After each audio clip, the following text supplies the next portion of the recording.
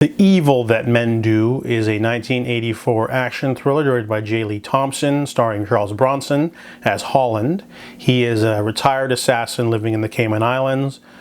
His friend Jorge is killed by a vicious torturer named the Doctor, a man who goes around to different countries working for despots and tyrants and teaching his methods of torture, psychological breakdown. In the beginning of the film, he kills Jorge, a reporter, and who was a friend of Holland.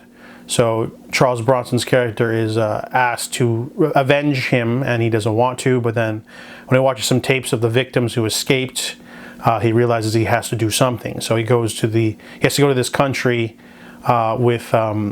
he decides to want to go with a woman and a child as a cover as a family.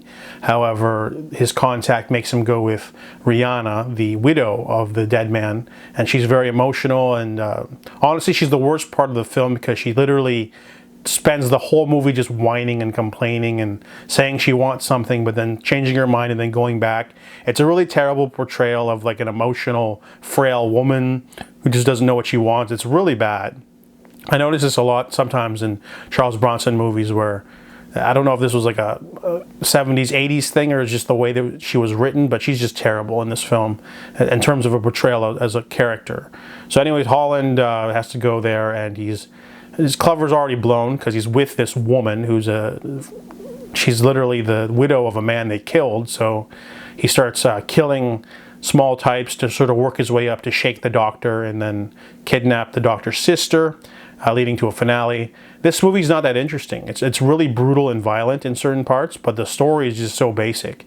It probably has to do with the fact that Charles Bronson at the time of filming was 64. This was after he did Death Wish 5.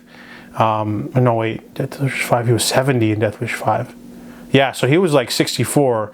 So he's not too spry, but he's just throwing knives at people and punching people, and he seems a bit stiff, but that's not the worst part of the movie. I think it's just because the plot's really generic. It's just some shooting, some chasing, some kidnapping.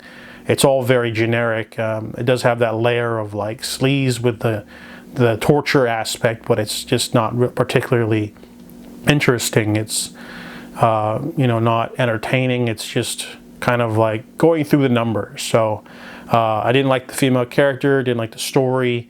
I watched it mainly for Charles Bronson, but this is not one of his better pictures. So I give The Evil That Men Do a 4 out of 10.